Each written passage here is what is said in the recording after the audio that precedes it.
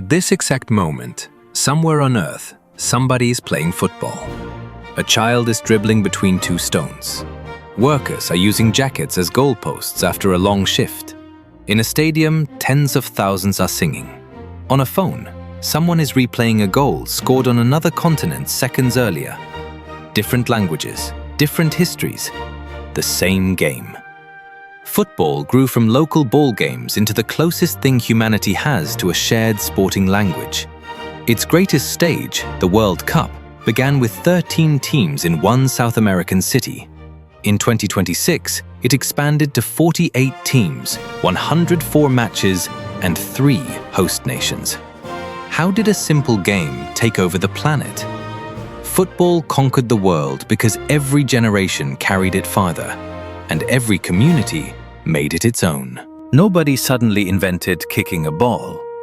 For centuries, communities played rough games involving feet, hands, crowds, and almost anything that could be pushed toward a target. The problem was that one town's football could be another town's completely different sport. Even 19th century British schools disagreed. Some versions encouraged carrying the ball, others centered on kicking. Some allowed violence that looked closer to a street fight than a modern match. Two teams could not build a serious competition if they had to renegotiate the sport before every kickoff. Football did not need one genius to invent it. It needed people to agree. In 1863, representatives met in London and formed the Football Association. Across several meetings, they argued over what players could do, how the ball should move, and how physical the game should be. The resulting laws helped separate association football from rugby and gave clubs a common code. Once the same game could be played in different places, football became repeatable. The FA Cup began in 1871, professionalism was accepted in England in 1885, and the Football League started in 1888. Regular matches created routines.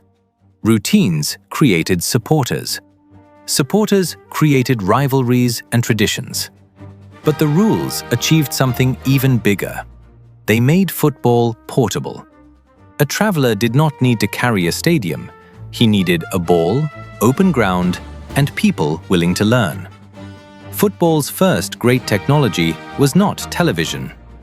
It was agreement. During the late 19th century, British sailors, merchants, teachers, railway engineers, soldiers, and migrant workers traveled through expanding trade and imperial networks. Football traveled with them. A sailor could organize a match near a foreign port. Railway workers could form a team around a depot. Teachers introduced the rules in schools. The sport appeared across Europe, South America, Africa, and Asia. This history cannot be separated from empire and unequal power. British institutions sometimes presented sport as a tool of discipline or cultural superiority. But local people were never passive. They joined, formed their own clubs, and changed the style, songs, rivalries, and meaning. A game carried through British power became a way to challenge that power. Former colonies could eventually face imperial nations under the same rules and beat them. Britain exported the code. The world refused to remain a copy. By the early 20th century, football had crossed enough borders to require a global stage. FIFA was founded in 1904. Then, in 1930, 13 nations traveled to Uruguay for the first World Cup. Every match was played in Montevideo. Several European teams endured long sea journeys. There was no global television audience, social media countdown, or billion-dollar advertising machine. But the idea was revolutionary. Countries from different continents gathered to answer one question on the same field. Who played football best? Uruguay defeated Argentina 4-2 in the final and became the first champion. More importantly, the tournament created a dream any nation could understand. A country might be small or politically ignored, but if its team qualified, the world would have to acknowledge it. The World Cup turned football from an international game into an international imagination. The tournament had a stage. It still needed a face the world could recognize. Pelé arrived at the 1958 World Cup as a 17-year-old Brazilian. He scored in the quarter-final, produced a hat-trick in the semi-final, and struck twice in the final as Brazil won its first title. But Pelé's importance was bigger than his goals. He emerged as television began shrinking the planet. The World Cup was first shown live on television in 1954, reaching an estimated 90 million viewers. By 1970, broadcasts traveled farther. Color television was expanding, and Brazil's yellow shirts became part of football's global memory. Pelé won his third World Cup in Mexico. His movement, smile, and imagination reached people who had never visited Brazil. Before Pelé, nations had famous footballers. Pelé became a footballer famous across nations. By 1986, television no longer merely carried the World Cup. It turned moments into mythology. Diego Maradona was perfect for that age. Brilliant, defiant, flawed, and impossible to ignore. Against England, he scored 2 goals that seemed to contain 2 versions of football. The first came from his hand and survived. The second came after he carried the ball through England's defence in one of the tournament's defining individual runs. One was deception. The other was genius. Both became permanent because cameras captured them and replay allowed the world to argue forever. Maradona then led Argentina to the title. Pelé represented football's joyful global arrival. Maradona represented the superstar era, the player who could carry a nation's pride, anger, and contradictions. Television made the match universal. Maradona made it personal. As the audience grew, football's greatest tournament became one of sport's most valuable commercial properties. Broadcasters paid for rights. Sponsors paid to place their brands beside the tournament. Sportswear companies turned shirts into global products. Host countries built stadiums and transport systems around a month of football.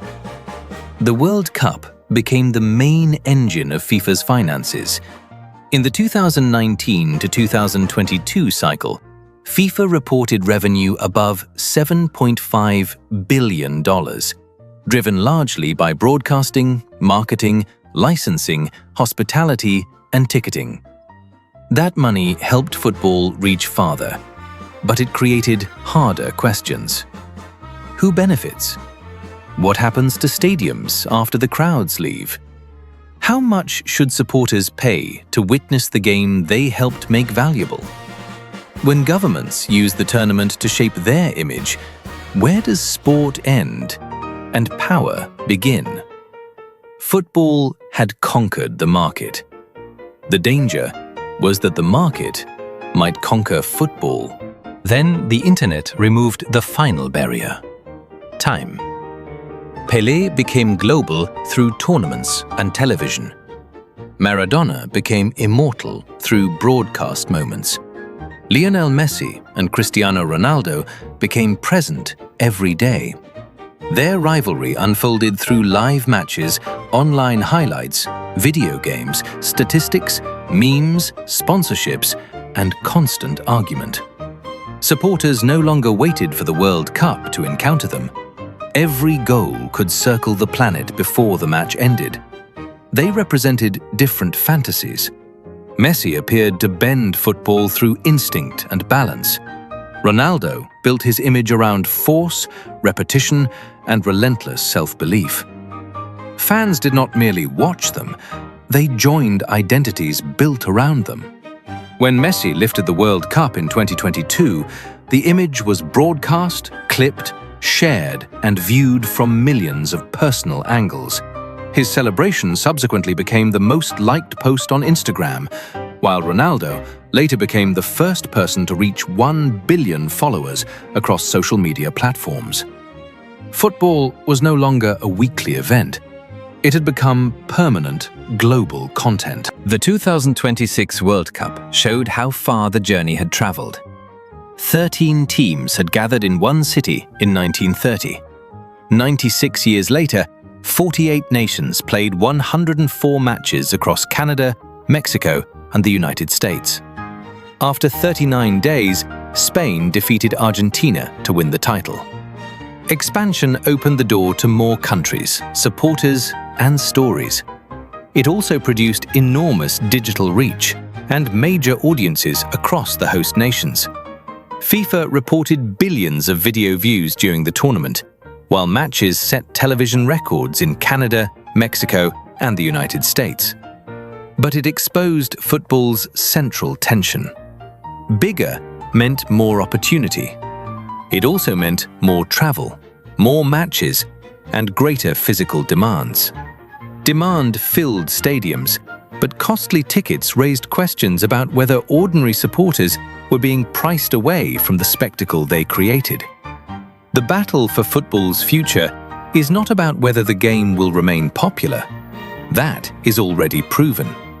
The battle is over what that popularity will be used for. Will expansion give more nations a genuine place in the story?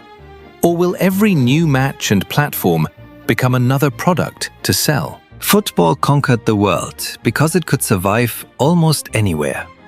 It needed no perfect field. Goalposts could be stones. A damaged ball still moved. Children could understand the objective before understanding the language of the people beside them. But simplicity only explains how football traveled. Identity explains why it stayed. Britain created common rules. Sailors, workers, and empire carried them abroad. Local communities transformed the game. The World Cup gave nations a shared dream. Pelé gave television its first universal football hero. Maradona showed how one player could embody a country. Money built a global machine. Messi and Ronaldo made football unavoidable in the digital age. And 2026 revealed both the scale of football's victory and the questions that victory created. Football did not conquer the world by remaining British. It conquered the world by becoming Brazilian, Argentine, Nigerian, German, Japanese, Moroccan, American, and thousands of other things at once. The rules are shared. The meaning is personal. That is why nobody can completely own football, and why billions feel that some part of it belongs to them. Britain created the rulebook. The World Cup created the stage. The world created football. So perhaps the final question is not how football conquered the world. Perhaps it is whether the world conquered football.